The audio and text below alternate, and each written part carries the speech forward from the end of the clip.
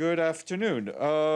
Wanted to update you on the situation in Saint Vincent and the Grenadines following the eruption of the Soufriere volcano. We have about 30 of our staff from 7 different UN agencies there. They're supporting relief and recovery efforts on the ground in close collaboration with the government, the Caribbean Disaster Emergency Management Agency, and other partners.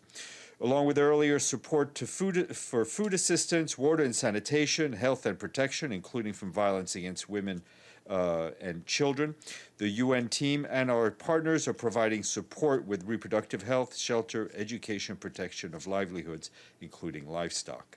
The Pan American Health Organization, for its part, is providing personal protective equipment and medical equipment to prevent the spread of the COVID-19 virus. Also, with $250,000 delivered for water and sanitation supplies. And the UN Development Program is rolling out $300,000 crisis response and recovery efforts to swiftly clean the volcanic ashes with emergency employment for over 2,000 households. And with 20,000 people at risk of food insecurity, the World Food Program and its partners continue to deliver immediate assistance. 3 mobile storage units and 2 prefabricated offices are increasing the agency's storage capacity. Around 90% water flow capacity has been restored island-wide in an effort led by the authorities supported by the United Nations. And from Myanmar, the UN country team says today it remains deeply concerned about continued reports of violence used by the security forces against demonstrators. There are reports of death and injuries amongst demonstrators and bystanders on a daily basis. Our team says that according to the best available data, at least 774 women and children and men have been killed across Myanmar between the 1st of February and May 6th. The vast majority of those who were killed died of gunshots. The UN team is also concerned about the conditions of 3,740 people who have been arbitrarily arrested and remain in detention. Our colleagues in Myanmar said they're also concerned about the increasing reports of explosions and arson in different parts of the country. And a quick update from Madagascar, where we have been telling you about the desperate humanitarian situation in the southern part, in the Grand Sud of the country, which is experiencing its most acute drought in 4 decades. And the situation is sadly deteriorating rapidly. More than 1.1 million people, that's about 2 out of every 5 people there, are severely food insecure. The situation is expected to deteriorate in the months ahead. Alarmingly, in Ambosari Astismo district, about 75% of the population is facing severe hunger, with nearly 14,000 people being catastrophically food insecure and in famine-like conditions. The number of children admitted for treatment of life-saving severe acute malnutrition in the first quarter of 2021 was 4 times higher than the 5-year average. The UN, together with our humanitarian partners, is scaling up response with more resources urgently needed to save lives. The flash appeal for Madagascar, launched in January, called for $76 million to support 1 million people, but is nearly 22% funded so far. We urgently call on the international community to provide additional funding.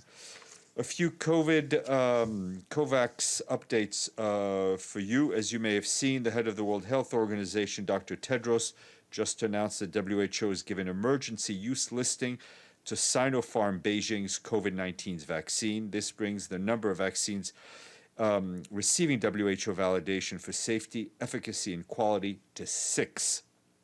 Ghana today received its second batch of the vaccine from COVAX. UNICEF helped ensure that 350,000 doses arrived safely from the Democratic Republic of the Congo. More than 850,000 doses have been administered since March in Ghana. The UN team will help train health workers to administer the newly arrived vaccine doses. We've also been helping with vaccinations on many other fronts, including logistics, operations, and communications. Also on COVAX, the government of Honduras yesterday received nearly 190,000 doses through COVAX. They will allow all public and non-public health workers to be vaccinated. And and just an update from Papua New Guinea, where our UN team, led by the resident coordinator Gianluca Rampolla, continues to step up their effort to support the authorities in response to the pandemic. As of yesterday, more than 4,000 people have received their first doses of the vaccine. This effort includes the use of 132,000 COVAX-backed doses that arrived last month. This week, the World Health Organization, the UN Children's Fund, and the UN Resident Coordinator's Office backed the launch of the National Communications Campaign to boost vaccine uptake across the country. WHO and UNICEF also continue to support with logistics, training, and case management, including with the forthcoming arrival of new equipment procured by the UN. And in addition, UNICEF and Gavi have handed more than 220,000 solar-powered vaccine fridges to authorities this week to help boost the country's cold chain capacity for the safe storage of vaccines and to increase coverage. Lastly, I was about to say tomorrow, but rather on Monday, I will be joined by the special advisor and head of the UN investigative team to promote accountability for genocide, crimes against humanity, and war crimes committed by ISIL in Iraq. And that person is Karim Khan. He will join us here following his briefing to the Security Council on the sixth and final report of activities of the team, known as UNITAD. We've also shared embargoed copies of that report with you. Okay. Any questions? Wave? No. I don't see. Yes, please. Thank you. Thank you, Stéphane. I have a question regarding designation of special envoy on Western Sahara. It looks like there is a name circulating, Stéphane de Mistura. The Moroccans are accusing Frente de Polisario that they are not accepting any new names, and the other way also. So any comment on that? Well, the only thing I would do is refer you back to what the Secretary General said just even a few minutes ago in the General Assembly in answering a question. He said he had, I think, nominated or put forward, let's say, the names of 12 people already for that post. So the fact that there is no personal envoy yet is clearly not due to the lack of effort of the Secretary General. He will continue in his pursuing. He will continue to pursue to name a personal envoy, obviously one that is agreeable or at least not rejectable by a number of parties involved, and his efforts will continue. We will not, as you know, comment on names that are circulating on the internet, the Ethernet, or any other net, and just wait for our announcement. Thank you. Okay, Stefano Vaccara.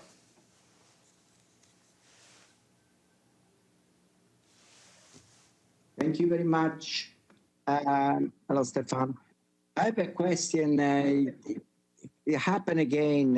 Can you hear me? Yes. Yeah. It happened again in the Mediterranean yesterday. A fishing boat from Sicily, from Mazara del Vallo, was shot at by Haftar militia in Libya, and the captain of the fishing boat was hit. Now, my question here is a part of the problem of the fishing industry. How does the Secretary General think that this situation where they keeping shooting or taking prisoner of fishing people that trying to work in the Mediterranean could help the stability of Libya, also because probably next time maybe could be the Italian military, the Navy could intervene. I mean, is he worried that this situation with the fishing industry and the Libyans and after the shooting at them could compromise the peace process in Libya? Look, not for me to predict what one incident, the impact that one incident will have. We, of course, people who are You can't hear me? Okay. I mean, I don't know what, does this mean you cannot hear me? Okay. Yeah, I can hear you. Okay, you can hear me now. Okay, I did not Now know I this. can. No, I did now I not. can. I had never seen this sign before. All right. Sorry. First of all, we condemn any attack on fishermen, especially if they are exercising their profession within legal the legal bounds. That is not behavior that is acceptable.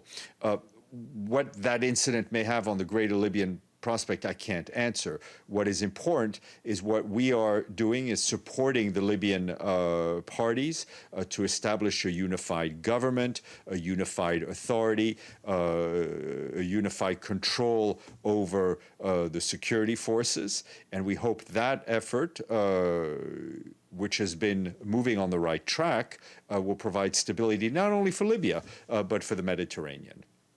Okay, Toby. Thank you, Stéphane. Thank you for the briefing, as always. Question today is about the U.S. statement that said the Houthis missed an opportunity there in Muscat to meet with Special Envoy Griffiths. Can you tell us any more about his interactions and what do the Houthis, really have to gain here by engaging more fruitfully with the envoy and with Lender King from the U.S. as well? First, I would refer you back to the statement that Mr. Griffiths issued earlier this week, which I think was pretty pessimistic in tone, saying we were not where we wanted to be. What the Ansar Allah, the Houthis, what all the parties have to gain by engaging with Mr. Griffiths is a better future for the people of Yemen. What they have to gain is a chance for peace for their country and for their people. Sorry, let's go to Abdelhamid, and then I'll go to Mustafa. Yes, go ahead, Abdelhamid. Thank you, Stéphane. Today, the spokesman for the High Commission for Human Rights, Robert Colville, qualified what's going on in Sheikh Jarrah as a war crime, forcing the people to evict from their homes. Do you stand with that statement? And if you do, why doesn't this SG speak out against that, what's going on in Sheikh Jarrah in particular?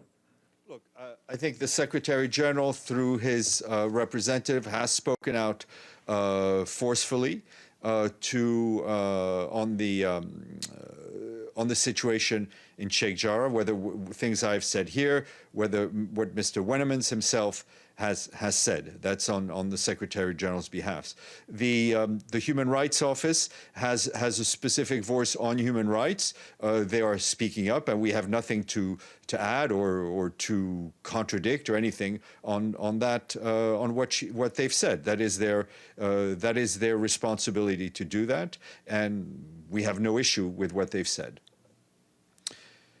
Okay, hold on. Let me go to the chat.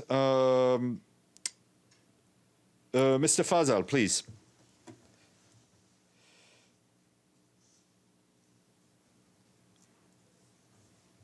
Can you hear me, please? Yes, go ahead.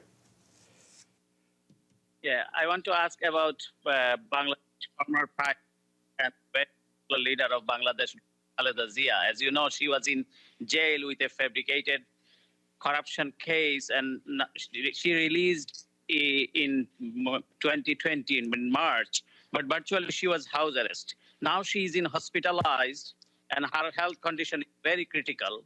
And so I want to know what is your call to Bangladesh authority to ensure our proper treatment as movement restricted in Bangladesh by the authorities. Thank you very much. I don't have much to say, except, of course, we do hope that she receives the proper health treatment, that her health is not put in any danger, as we would say for anyone. Okay. Any other questions? Otherwise, I will hand it over to Evelyn. I have a question, Stéphane. Sorry, who was that? Okay, go. It's James. James, James, and then we'll go to Evelyn, who also I think waved. Go ahead, James, and then we'll go to Brendan. Thank you so much. I've got two questions. You didn't mention anything about the Secretary General making his case for a second term before governments today. Is that something to do with the spokesperson's office not covering and reporting on that kind of re-election campaign? And does that mean that we won't get a copy of his comments?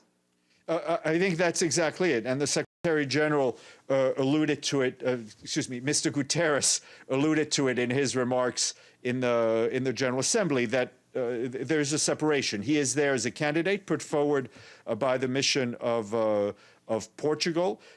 If you want to get access to his remarks, we can put you in touch with the mission of Portugal, because they're handling the whole thing. So I think Mr. Guterres has been very cautious and careful about separating his activities as a candidate and the activities of his office to promote that candidature, which is not happening. The remarks were not produced by the House, and they've not been distributed by the House. Evelyn, sorry, go ahead. I've got one more question as well. Sorry, Stéphane. Sorry, Evelyn, as well.